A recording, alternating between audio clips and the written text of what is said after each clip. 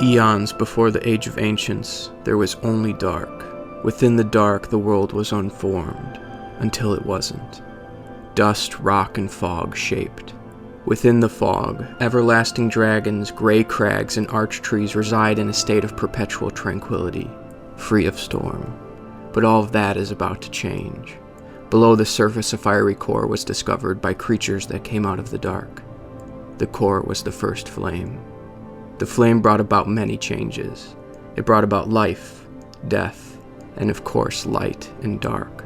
The creatures from the dark obtained these fundamental elements of life, death, light, and dark from within the flame.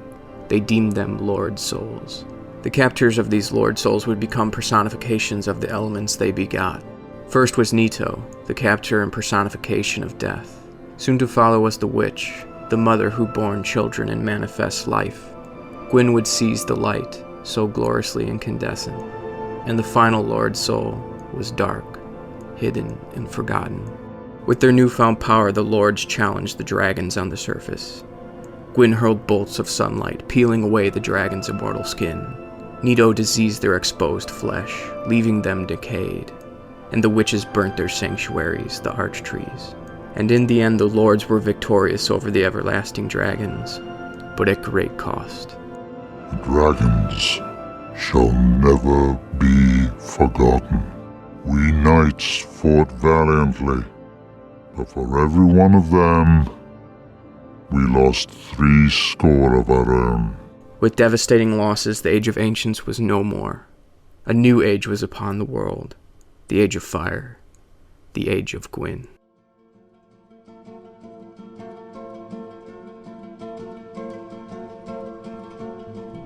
After the War of Ancients, the dragons were driven nearly into extinction by Gwyn and his faithful knights. With dragons removed from the surface, the Lords were given opportunity to flourish, and for a time the Age of Fire was prosperous. During this time, Gwyn had 3 children, an unknown firstborn son, a daughter, Guinevere, and a frail boy, Gwendolyn. Additionally, great cities and civilizations were formed. With culture came covenants to worship and pay homage to these great deities. And many humans took the Lords as their gods, none more so than Gwyn, the Lord of Sunlight. But Gwyn himself either loathed humanity or feared it all the same, made evident by those closest to the Lord of Sunlight and their attitude toward humans. Halt! This is the tomb of the great Lord Gwyn. Tarnished it shall not be by the feet of men. You humans, always taking what you please, always resorting to force.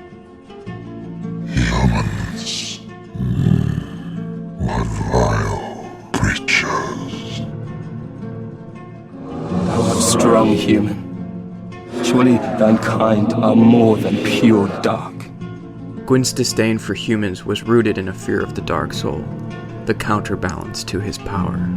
The first human, the pygmy who found the Dark Soul, split the lightless Lord Soul into countless shards, bequeathing the fragments to humans, giving them their humanity. The Lord of Sunlight found, though, that if humanity was sacrificed to the first flame through the fire link, the destruction of Dark Soul fragments brightened the light, fueling the flame, and igniting his power. Humans and the undead they produced would be tolerated, nothing more, if only to prolong the Age of Fire.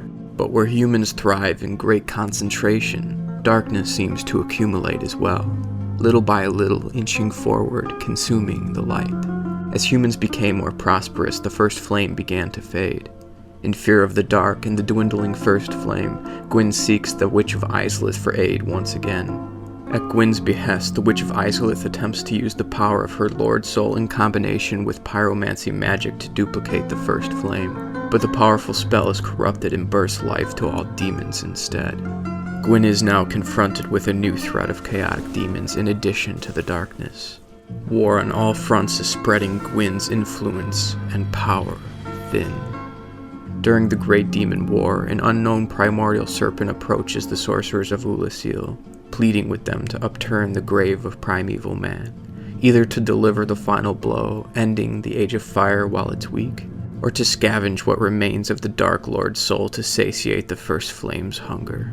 Yet neither goal is met, as primeval man fathered a light-devouring abyss, and his rage infects humans, mutating their humanity, turning them into feral creatures. In fear of the abyss, Gwyn sends 3 of his greatest warriors to deal with the darkness of Ulasil. Although the great knight Artorias was able to slay the father of the abyss, none of the knights returned from Ulasil, a devastating blow to Gwyn's strength. After the fall of Ulasil, Gwyn orders the great human city New Londo to be purged, for there are creatures there known to serve the dark even before the abyss was found in the city's depths. At too great a risk to the Age of Fire, New Londo is flooded, murdering many humans. The Lord of Sunlight is not unfamiliar with genocide. He destroyed all the dragons to usher the Age of Fire into prominence. If humans must die as well, then so be it. The Lord of Sunlight will make any sacrifice to ensure the Age of Fire, but the massacre has unforeseen consequences. Recognizing the dire situation, many of the gods of Anor Londo abandoned Lordran, and with most of Gwyn's allies perished or lost, the Age of Fire falls into a state of entropy, decaying into obscurity. There is only one course of action that remains. Gwyn will sacrifice himself to the Firelink. Before departing, he speaks with his youngest son, Gwyndolin, the last remaining deity of Anor Londo, ordering him to shepherd the humans to the north, away from Lordran, away from the flame.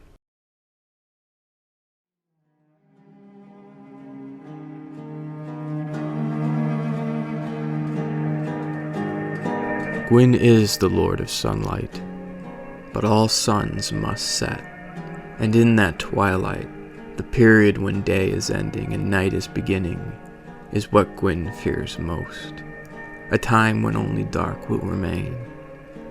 With no other avenue to pursue, Gwyn ventures across the ash dunes of the kiln into the heart of the Firelink to reignite the dwindling Age of Fire.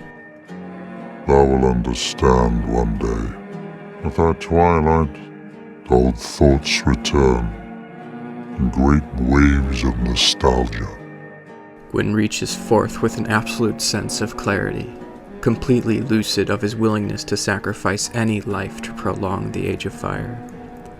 As he touches the Firelink, as the flame begins to consume the soul it once offered, in a moment too late with no return, Gwyn realizes what he truly sacrificed.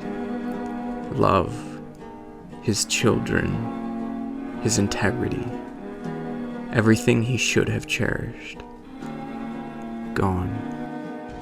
Now Gwyn only remains as a hollow, a husk, the Lord of Cinder, like the mindless undead, devoid of humanity. If only Gwyn had not resented humanity, he could have learned much from them.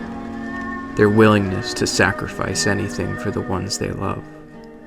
Their unrelenting hope for the future, even when the universe has none to offer in return.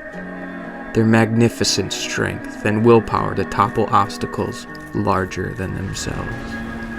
Their hunger for knowledge and pursuit of the ultimate truths. Their ability to be knocked down time and again, only to stand up and fight once more. Dark is not the end. Humanity is just the beginning. There is a balance to all things, and just as it started, so shall it finish in dark. For one era's end is another's genesis.